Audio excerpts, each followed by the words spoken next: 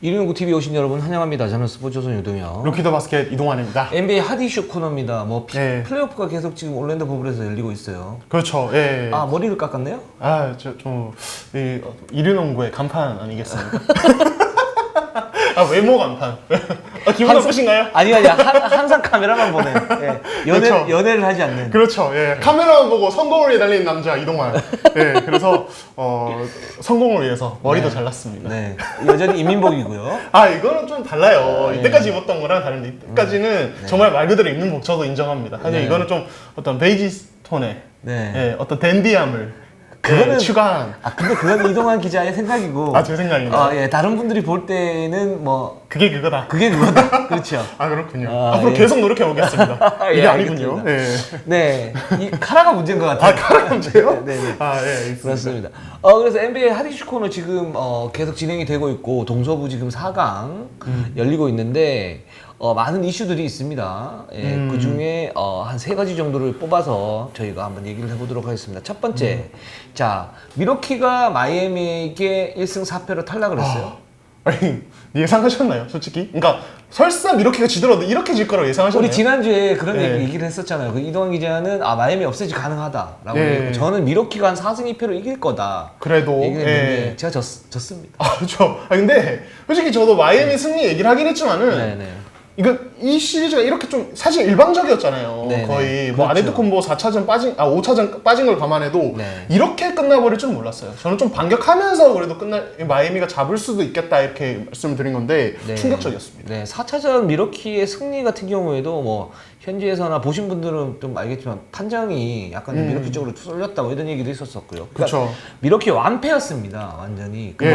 아데토쿤보였던 발목 보상이 없었다고 하더라도 미러키의 완패였다. 그렇죠. 근데 여기에 대해서 이제 아데토쿤보, 그러니까 지난 시즌 이제 동부 파이널에서 카와이 레너드의 벽에 막히면서 우승을 놓쳤고 또 올 시즌에도 야심차게 출발했지만 마이애미라는 복병에 걸리면서 허무하게 무너졌고 그래서 아데토쿤보가 과연 조던이 필요하다 뭐 이런 얘기들을 합니다. 그렇죠. 그러니까 이번 마이애미 시리즈에서 첫 2경기 지고 나서 지금 현재 ESPN에서 패널로 활약하고 있는 전 NBA 선수 리차드 제퍼스.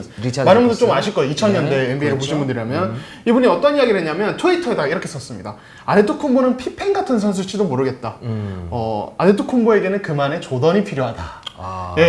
이게 이제 엄청난 논란이 있습니다. 여기에 피펜이 직접 답글을 썼어요. 나는 아데토쿤보가 아니다. 나는 2년 연속 MVP를 한 적이 없다. 그럼 너는 도대체 어떤 선수였냐 이렇게 하면서 본인뿐만 아니라 아데토쿤보까지 이렇게 보호하는 이런 글을 남겼는데 어떻게 보세요? 그러니까 지금 2년 연속 사실 정규 시즌 MVP 유력하고요. 좀 있으면 발표되겠지만 팀도 정규 시즌 1위였는데 지금 플레이오프에서는 파이널도 한 번도 못 가봤어요. 근데 저는 이 얘기를 들으면서도 좀 이해는 안 갔어요. 왜 조던 얘기가 여기서 나올까? 왜 피펜이라고 그럴까? 아데토쿤보가 비교가 안 맞다. 그렇죠. 그러니까 리차드 제퍼슨의 저런 발언에 대해서 이동환 기자는 동의를 하십니까?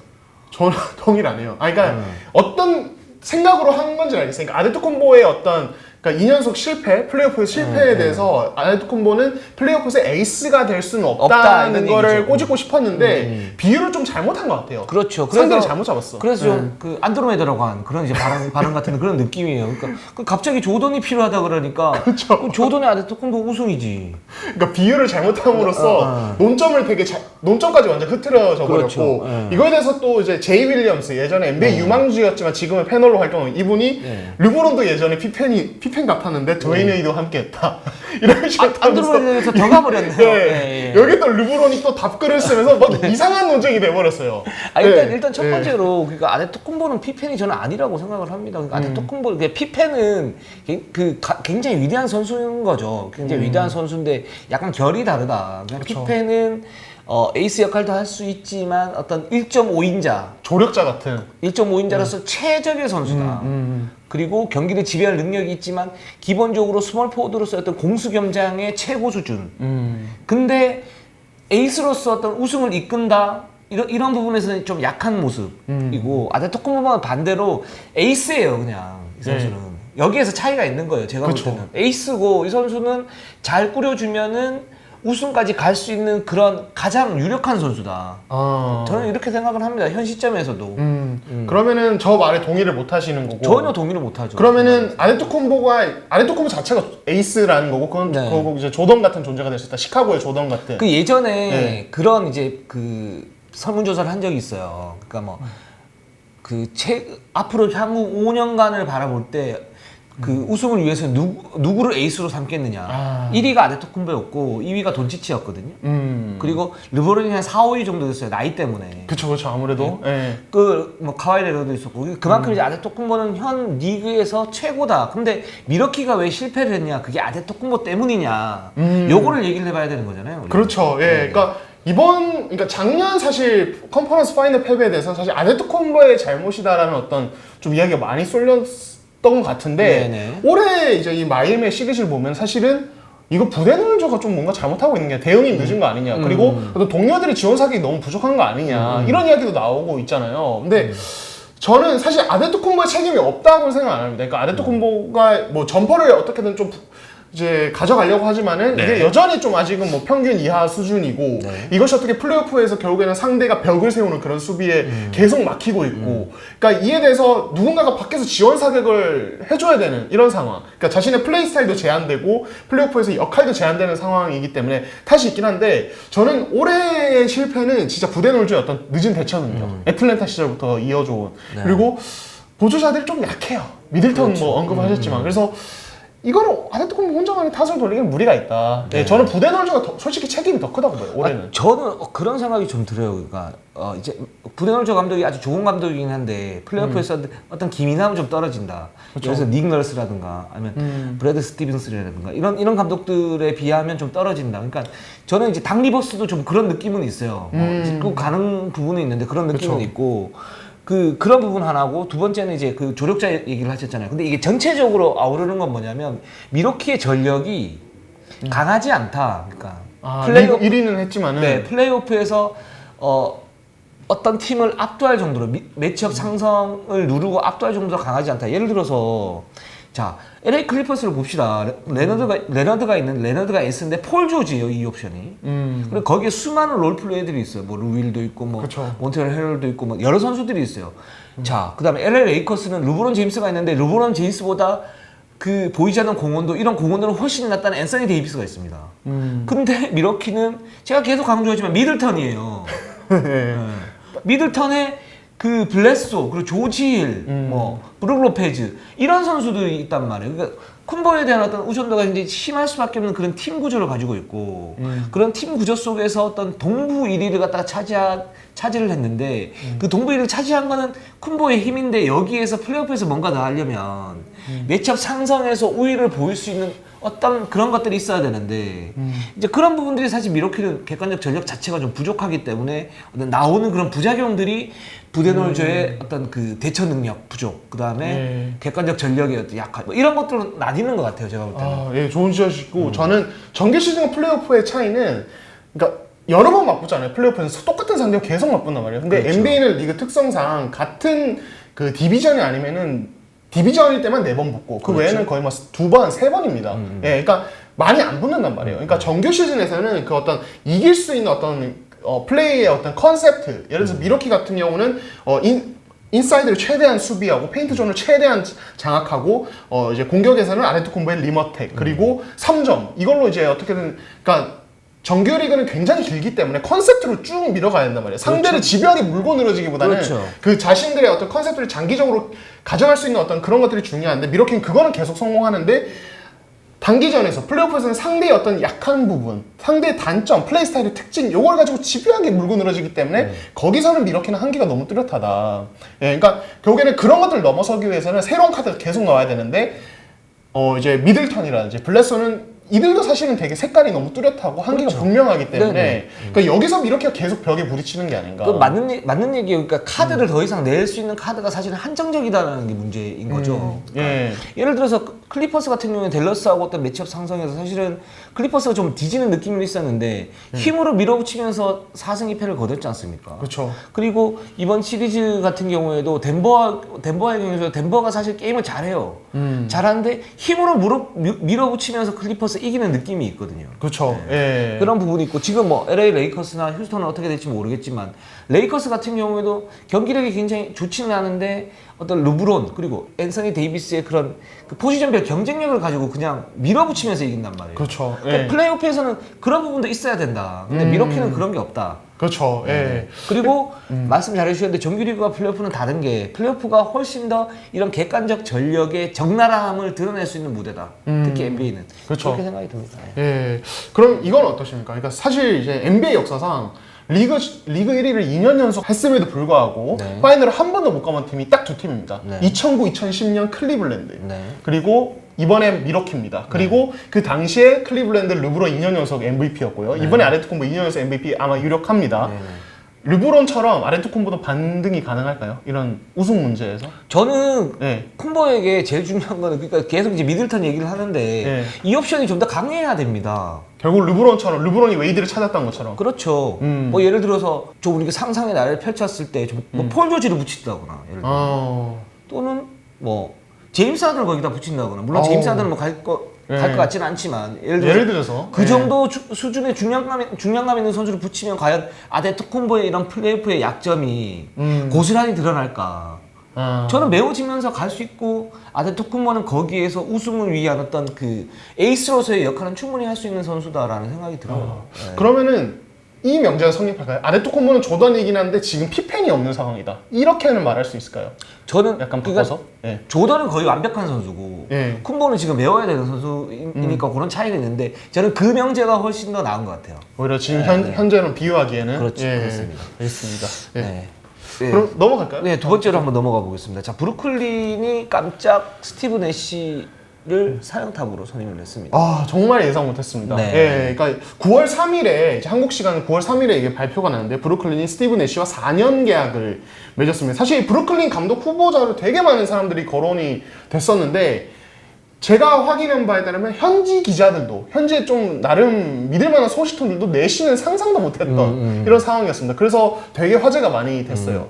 예, 일단 내시 같은 경우는 사실 또 놀라운 것이 코치 경험조차 없습니다. 그렇죠. 예, 그러니까 골든스테이트에서 그 플레이어 디벨로먼트 뭐 이제 코치, 약간 육성 코치. 예, 육성 코치, 육성 고문, 약간 이런 걸로 한 4년 정도 있었던 적은 있지만은 그 외에는 어떤 지도자로서 경험도 없고 구단에서 뭐 다른 역할을 한 적이 없기 때문에 이거 좀 그래서 더 놀라웠던 거죠. 그래, 은퇴 이후에 사실은 그 이 스티브 내시 같은 경우에는 좀 프리하게 살았죠. 그리고 그쵸. 캐나다 국가대표팀 단장했고. 그렇죠. 그리고 토트넘 응원하고. 예, 예, 그리고 거의 축구 뭐 그런- 방이니까 축구 해설하고 막 이랬단 말이에요. 그렇죠. 예, 거의 그래서 뭐. 아 우리 내시는 사람이 좋고 아 축구 좋아하고 야 예. 프리하다 야 좋아 그쵸. 뭐 이렇게 갔는데 이제 브루클린 감독으로 선임이 됐고 그래서 주변에 있는 그 지인들도 그 스티븐 내시에 대해서 야 지도자로서 어떤 그 욕심이 있는지 몰랐다 뭐 이런 얘기까지 나오는 그런 상황입니다. 그렇죠. 그러니까 내시를 잘 알고 지내던 사람은, 그러니까 내시가 그 이제 말씀하신 캐나다 그 이제 국가대표 그쪽 협회 이쪽 단장을 했고 축구 쪽에 뭐 패널로 좀 나간 정도지. 네. 그리고 가족과 시간 보내니까 그러니까 이걸 되게 좋아하는 줄 알았기 때문에 그렇죠. 감독할 줄은 몰랐다고 해요. 근데 일단 그러니까 이게 깜짝 선임했는데 그럼 브루클린은 왜 스티브 내시를 그렇지. 선임했을까? 이것도 우리가 생각을 해봐야 되는데 가장 많이 거론되는 것은 케빈 듀란트와의 관계 그리고 이 인물의 특유의 소통 능력이 많이 거론이 되고 있습니다. 이거는 네. NBA에서 굉장히 중요하죠. 그렇죠. 그러니까 이제 단지 이제 친분 관계 때문에 감독이 됐어 이렇게 표현할 문제는 아니죠. 그렇죠. NBA가 이제 굉장히 세분화되면서 감독의 역할 중에 가장 큰 역할이 이제 선수들 그 에이스급 선수들과의 어떤 소통 이런 부분이 굉장히 중요하고 그래서 스티브 커 감독도 예전에 말씀드렸지만 맨 처음 이제 감독이 되면서 한 일이 이제 커리와 탐슨하고 같이 이제 골프를 치면서 팀을 어떻게 이끌어갈 것인가 뭐 이런 그렇죠. 거에 대한 얘기를 했고 그리고 이제 수평적인 관계인데 거기서 감독이 주도권을 가야 되는 그런 상황인데 그걸 자연스럽게 어떻게 가지고 가느냐 그렇죠. 이런 커뮤니케이션과 그다음에 전략 전술 문제가 있는데 그런 두 부분이 중요하죠 사실. 그래서 그렇죠. 이런 그 소통 문제는 너무나 중요합니다. 예, 그러니까 NBA도 그러니까 감독 유형이 좀 크게 두 가지로 나뉘어요. 닉 널스나 브래드 스티브스처럼 기민한 어떤 전략가 스타일들이 있고요. 그리고 이제 최근에 새로운 감독 후보로 많이 거는 터런루라든지 그리고 이제 말씀하신 스티브 커 물론 스티브 커는 전략적이면서 뛰어나지만 그렇죠. 그리고 지금 이제 브루클린이 선임을 한 스티브 내시라든지 이런 소통 능력이 좀 뛰어난 스타일도 있거든요. 그러니까 이게 좀 그 팀의 어떤 방향성 그리고 그 팀의 어떤 코칭 스태프 구성 이런 거에 따라서 되게 많이 갈립니다. 그리고 브루클린 단장 션 막스가 사실 예전에 2000년대 중반에 피닉스에서 뛰었었어요. 그렇죠. 그래서 스티브 내시와 관계도 돈독하지만은 그러니까 당시 선수 시절에 내시의 리더십을 직접 경험을 한 적이 있고 케빈 듀란트 같은 경우도 내시가 이제 골든 스테이트 육성 코치로 있을 때 내시의 어떤 리더십 이런 것들도 많이 봤었거든요. 그리고 스티브 커는 이런 이야기를 하더라고요. 그러니까 사실 지도자가 되면은 완전히 다른 게 그러니까 드릴이라고 하죠. 훈련을 시키는 훈련들을 어떻게 시키고 이런 것들 되게 중요해요. 선수는 그냥 그걸 시키는 대로 하면 되는데 지도자는 자신이 원하는 방향성에 맞게 드릴들을 짜가지고 계획을 짜가지고 그걸 시키는 게 되게 중요한데 스티브 커의 말에 따르면 내시는 그런 걸 이미 다 안다. 우리랑 같이 하면서 그런 걸 다 파악을 했다라고 이야기를 하거든요. 그러니까 코칭 경험은 없지만 실질적으로 골든스테이트와 함께하면서 그런 것들 다 지켜보고 경험을 했기 때문에 그런 부분에 대해서는 큰 문제는 없을 것이다라고 커는 이야기를 하더라고요. 그 두 가지가 그러니까 스티브 내시는 이제 션 마스 당선 그런 얘기를 해요. 최고의 커뮤니케이터다라고 얘기를 했고 그다음에 코치 경험은 없지만 어쨌든 훈련 방법이나 이런 부분들은 다 파악을 하고 있다. 이 두 가지가 저는 이제 스티브 내시의 어떤 그 독특한 이력에서 나온다고 봐요. 아, 독특한 이력. 이 선수가 이제 산타클라라 대학 나오지 않았습니까? 그렇죠. 캐나다 쪽에. 네, 거기 나왔는데 고등학교 때 굉장히 무명이어서 30개 팀한테 전화하고 편지 쓰고 해서 나 좀 받아줘 이렇게 얘기를 했던 그런 이력이 있고 또 산타클라라 대학교에서도 뭐 그렇게 이제 큰 어떤 부분들이 없어서 NBA 갈 때도 좀 힘들었고 NBA 처음에 가서도 힘들었고 그런 상태였는데 그걸 이제 꾸준히 철저한 노력을 통해 가지고 벽을 계속 깨면서 올라갔던 그런 입지적인 인물이거든요. 언더독의 어떤 경험이 있는 거죠. 예. 그러니까 이 스티브 내시는 자기 에고는 많지는 않아요. 그러니까 자기 에고가 많지가 않고 이 선수를 맞춰주려면 어떻게 하면 내가 잘 맞춰줄까 이런 거 이제 현역 시절부터 계속 그렇게 해왔었고 그게 이제 리더십으로 형성이 된 거죠. 자연스럽게. 그쵸. 예. 그런 부분이 있으니까 지도자로서 그런 리더십은 한 30년 동안 했던 그런 내공이 쌓인 결정체다. 리더십은 이렇게 보면 좋을 것 같고 그래서 브루클린이 그 부분을 굉장히 높게 본 것 같고요. 예. 그다음에 드릴을 잘한다는 건 뭐냐면 피닉스 그 스티브 내시가 9495 시즌 이제 2년 연속 MVP를 차지하지 않았습니까? 2005, 2006이죠? 네, 그렇죠. 예. 두 번 연속 차지하지 않았습니까? 그때 당시에 피닉스가 굉장히 선진적인 축구, 지금과 닮아 있는 축구래 농구를 했는데 토트넘은 워낙 좋아해. 덴토니였죠 그때 감독이. 농구를 했는데 그때 당시에 이제 피닉스는 러렌 건이었었죠. 그렇죠. 그리고 아마레 스타그마의 2대2 공격, 그리고 밖에서 외곽에서 그 석점슛. 그 스티브 내시가 그런 부분을 계속 고민을 하면서 그 예전 팀 동료였던 이제 라자벨에게 뭔 얘기를 했냐면 그때 당시 내가 많이 뿌려주지 않고 석점을 좀 더 쐈어야 된다. 슈팅이 최고였거든요. 그렇죠. 슈팅은 뭐 괴물이었어요. 그게 이제 자기의 어떤 플레이를 돋보이게 하기 위해서가 아니고 팀 효율을 봤을 때 그 부분이 좀 더 효율적이다 이런 이제 생각들을 계속 축적하고 있었던 거예요. 그런 부분 그러니까 현대적인 어떤 농구를 할 수 있는 그런 틀을 가지고 있는 인물이었고 그리고 그 이 선수가 운동 능력은 좋지는 않았잖아요. 그렇죠. 근데 최고가 된 거는 뭐냐면 그 효율성이죠. 공간을 이용하는 효율성, 팀 동료 이용하는 효율성 이런 효율성을 엄청나게 생각을 많이 했을 거 아닙니까? 엄청 똑똑한. 그런 부분에서 쌓인 노하우가 그 어떤 드릴로 이어지는 거 보면 자연스럽게 이건 이렇게 쓰는구나 이런 부분에 대해서 깨달을 거 아니에요. 그러니까 그쵸. 스티브 커 감독이 스티브 내시는 이런 그 드릴에 대해서 당연히 안다라고 얘기했던 건 자연스러운 어떤 내공의 바탕이 있는 그런 감독이다. 스티브 내시는 좀 이런 생각이 들더라고요. 그러니까 이제 내시의 커리어를 보면은 사실 이제 피닉스 시절도 언급하셨지만은 전체적으로 보면은 처음에 피닉스 뛰다가 댈러스로 이적했고 댈러스 뛰다가 다시 이제 피닉스로 와서 그때 MVP 2년 연속 탔잖아요. 네. 그때를 보면은 댈러스 시절에도 그때 댈러스가 되게 공격적인 농구를 했고 그때 돈 넬슨 감독 되게 공격적인 농구를 하는 걸로 유명했던 이제 전설적인 감독이죠. 그분도 그 공격적인 농구했고 피닉스에서 공격적인 농구했고 그리고 2012년에 레이커스에서 드와이트 하워드, 코비 브라이언트, 파워 가설가 실패한 어떤 화려한 라인업을 짰었는데 그때 경험 때문에 어떤 스타 플레이어들끼리 어떤 뛰는 어떤 슈퍼팀의 어떤 분위기 그 이제 슈퍼팀이 마주하는 상황들도 다 경험을 했단 말이에요. 지금 브루클린은 케빈 듀란트가 복귀하면은 카이리 어빙 듀란트 결국에는 또 이제 뭐 브래들리 빌 데려온다는 소문도 있고 그러니까 결국에는 또 화려한 라인업을 가는 팀인데 어떤 그런 스타들 간의 어떤 조율 그런 것들도 어느 정도 레이커스 시절에 선수 시절에 직접 경험을 해봤기 때문에 그런 부분도 잘할 거라는 어떤 전망도 있더라고요. 맞습니다. 그리고 또 하나는 뭐냐면 어쨌든 브루클린이 내년 시즌에 이제 그 정상적으로 선수들이 복귀를 하게 되면 케빈 듀란트가 1옵션, 그다음에 어빙이 2옵션 이렇게 될 거 아닙니까? 그쵸. 뭐 듀란트는 그냥 냅둬도 잘하는 친구고, 그쵸. 예. 어빙은 뭔가 좀 다듬어야 되는데 이 부분을 내시가 좀 더 효율적으로 만들어줄 수 있을 거다.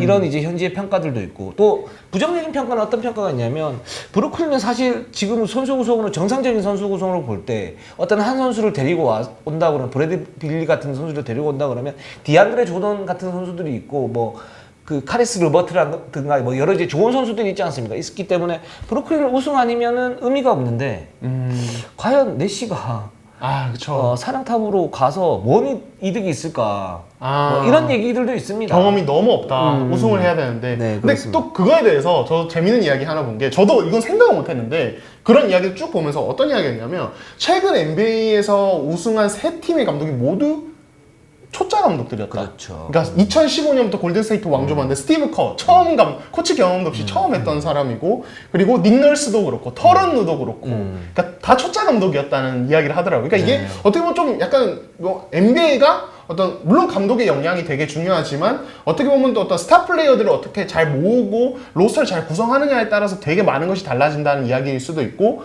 내시 쪽에서 보면은 이미 뭐 우리 바로 앞에 그런 사례들이 계속 나오고 있는데 충분히 가능하지 않느냐. 아마 브루클린도 이 부분은 감안하지 않았을까, 뭐 그런 생각 드는데 좀 흥미로운 대목이죠. 예. 그러니까 터라노 감독 같은 경우에는 뭐 르브론하고 굉장히 좀 돈독했었고, 그쵸. 그리고 이제 코치 경험도 있었잖아요. 네. 스티브 커는 코치 경험은 없었는데 여러 가지 이제 뭐 단장, 해설위원 이렇게 하면서 그런 배경이 있었던 그런 감독이었고, 근데 이제 스티븐 애쉬 같은 경우는 그런 부분이 전혀 없으니까, 저 같은 경우는 처음에는 왜 그렇지 그랬는데 이렇게 디테일을 살펴보니까 들어올 만한 감독이긴 하다. 근데 이제 그런 경험 부족 이런 부분들이 사실은 현실적으로 좀 벽에 부딪힐 가능성도 있다. 뭐 이런 생각이 좀 들긴 하더라고요. 그렇죠. 그래서 밑에 코칭 스태프를 어떻게 짜느냐 되게 중요한 것 같아요. 그래서 브루클린에서 오랫동안 코치해온 제크 본, 이번에 이제 감독 대행 잠깐 했었죠. 네. 예, 그리고 버블에서 좀 잘했는데 이번은 코치로 그대로 안 치면서 어떤 브루클린 시스템 그대로 잘 유지하는 거에 초점을 뒀고, 나머지 또 코칭 스태프 어떻게 꾸리느냐에 따라서 달라질 수 있겠죠. 이게 다른 리그지만은 KBL에서도 사실 현지혁 감독이 그러니까 감독되고 나서 이때 되게 베테랑 어떤 코치들을 데려왔잖아요. 네. 그러니까 물론 이제 현지혁 감독은 실패라고 봐야죠. 카테고리가 달라. 카테고리가 다르다고. 그러니까 그런 경험 많고 영리한 코치들. 다르다니까요. 현역 감독은 스티브 애쉬와 달라요. 그러니까 스티브 커 감독도 엘빈 젠트리를 되게 경험하는 코치로 데려왔었고, 그러니까 스티븐 애쉬가 NBA의 현역 감독이 될지, 네. NBA의 스티브 커 감독이 될지. 제가 볼 때는 이 말은 되게 위험한 발언이에요. 예. 근데 이제 그런 사례가 있으니까 코치. 예, 뭐 잘라주세요. 좀 아니다 싶으면. 알겠습니다. 세 번째로 한번 가보도록 하겠습니다. LA 레이커스와 휴스턴 지금 접전을 갖다 펼치고 있는데, 이 경기가 레이커스가 업셋을 당할 가능성이 있다라고 지금 현지에서도 많이 이제 분석이 되는 그런 부분이고, 휴스턴은 올랜도 버블에서 어떤 경기력이 일정 정도 유지를 하는 반면에 레이커스는 좀 기복이 좀 심한 그런 상태죠. 네. 자, 이 시리즈 한번 분석을 간단하게 해보겠습니다. 저는 사실 이 시리즈 앞두고 휴스턴이 이길 수 있다고 봤었고, 네. 실제로 어떤 기사에서는 휴스턴 인 7을 말씀을 드렸습니다. 제가 저희 이제 이르농구 방송에서 방송 시기 때문에 말은 못했는데 그랬었고, 1, 2차전 보고 나서는 조금 더 불안하지만 그래도 나름의 어떤 믿음이 생겼어요. 내가 좀 예상하는 그림대로 조금 가는 부분이 있구나. 맞아요. 일단 첫 번째로 저는 이게 제일 중요한 건데, 레이커스는 상대의 어떤 공격 실패를 역습 공격, 트랜지션 공격으로 이어가지 못하면 공격이 굉장히 답답한 팀입니다. 이거 안 되면 진짜 답답해요. 그러니까 1차전에서 진 게 그것 때문이고, 2차전에서는 반대로 됐기 때문에 이겼어요. 웨스트브룩이 라이브 볼 턴오버로 하죠. 그러니까 턴오버도 종류가 두 가지가 있어요. 그래서 턴오버를 했을 때 바로 상대가 역습을 할 수 있는, 그러니까 게임이 계속 진행이 되는 어떤 턴오버. 그래서 라이브 볼 턴오버. 그러니까 뭐 패스 미스라든지 가로채기 당하는 거죠. 그리고 데드볼 턴오버. 이건 뭐냐면은 뭐 공격적 파울이라든지 아니면 3초 바이올레이션 이런 것들 있잖아요. 아웃 오브 바운드. 그렇죠. 흐름이 끊어지는 거죠. 예. 근데 2차전에서는 웨스트브룩을 중심으로 휴스턴이 그런 상황이 너무 많이 나왔고, 레이커스가 2쿼터부터 그걸로 득점을 쏟아부으면서 이겼단 말이에요. 4쿼터도 그렇고. 그러니까 사실 솔직히 말하면 저는 웨스트브룩을 비난하고 싶지 않지만 2차전을 웨스트브룩 때려줬어요, 휴스턴은. 예, 이거는 뭐 변명의 여지가 없습니다, 웨스트브룩 쪽에서. 팩트입니다. 그렇죠. 예. 그렇기 때문에 웨스트브룩이 사실 그 특유의 기복을 조절하기는 쉽지 않겠지만은 그나마 그 라이브볼 턴오버라든지 그런 상대 역습으로 이어질 수 있는 어떤 무리한 플레이만 잘 어떤 컨트롤을 하면은 휴스턴이 이길 확률이 분명히 늘어난다. 저는 이렇게 보고 있어요, 이 시리즈. 저는 이 시리즈 보면서 첫 번째로는 레이커스가 올 시즌 우승하기는 쉽지 않겠구나.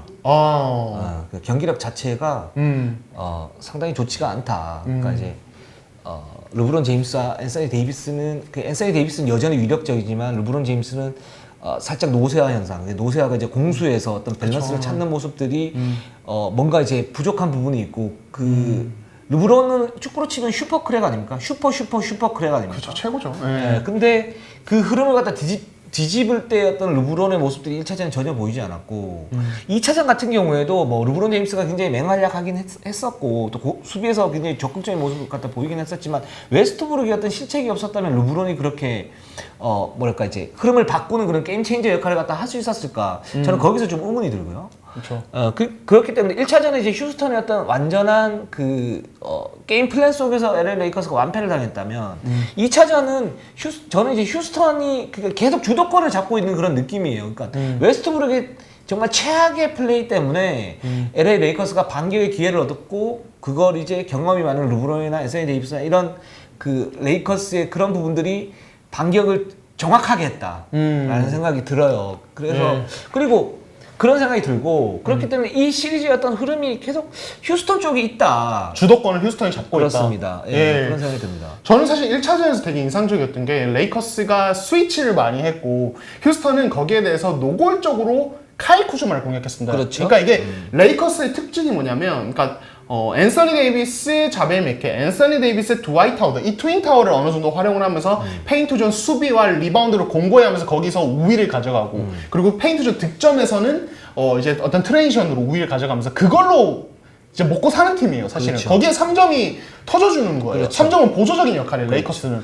예, 근데 휴스턴을 상대할 때 휴스턴은 현재는 이제 마이크로볼이라고 부르더라고요. 마이크로볼. 너무 작은 초스몰 라인업. 예. 네. 그렇다 보니까 트윈 타워를 오래 가동하기 힘들어요. 그렇죠. 그러니까 레이커스도 결국에는 어떤 이런 휴스턴의 스페이싱과 스피드에 맞서기 위해서는 스몰 라인업을 써야 되는데 그때 써야 되는 선수가 카일 쿠즈마거든요. 근데 쿠즈마의 특징은 수비가 굉장히 약합니다. 그렇습니다. 예. 그러니까 포틀랜드 시리즈에서 뭐 수비 괜찮다는 평가를 받았지만은 휴스턴 정도의 어떤 스피드를 가진 팀에게는 1대1 수비라든지 이런 건 굉장히 약하고 실제로 1차전에서는 마치 휴스턴이 지난 2년 동안 골든스테이트만 만나면 커리의 스위치 수비를 노골적으로 공략했듯이 하더니 1대1로 쿠즈마를 노골적으로 공략했어요. 근데 2차전에서 레이커스가 대응책을 가져왔죠. 휴스턴이 그런 식으로 공략하려면 무조건 트랩을 가자. 그래서 하더니 볼정은 계속 그렇죠. 트랩. 더블팀을 계속 하는 거죠. 예. 1차전보다 훨씬 높은 빈도로 갔고 이게 그래도 어느 정도 이제 성공을 거두긴 했거든요. 다만 휴스턴이 3쿼터 내용을 보면 그거에 대해서 거의 완벽하게 대응을 했고 저는 그래서 어떤 사람들은 휴스턴이 2차전에서 3점씩 그렇게 많이 터졌는데도 졌다 이렇게 얘기를 하는데 저는 그게 그냥 휴스턴이 감이 좋아서가 아니라 레이커스 수비가 굉장히 맞아요. 공략당했기 때문이라고 보고 이런 상황이 이어질 수 있다고 봐요. 그래서 저는 휴스턴이 이길 수 있다, 이 시리즈. 여기에서 덧붙이면 뭐냐면 LA 레이커스는 왜 제가 휴스턴이 시리즈의 어떤 주도권을 가지고 가고 이렇게 있는 것처럼 보이냐면 레이커스가 할 수 있는 최대한의 그러니까 수비 옵션이 3가지 정도거든요. 레이커스는 그러니까 레이커스는 기본적으로 저는 수비팀이라고 봐요. 그쵸. 예, 그러니까 말씀하신 것처럼. 근데 3가지인데 일단 그 빅 라인업을 가동을 하면서 정상적으로 게임을 하는 거. 그래서 수비를 철저하게 이제 안쪽 외곽을 갖다 철저하게 마크하는 거. 첫 번째.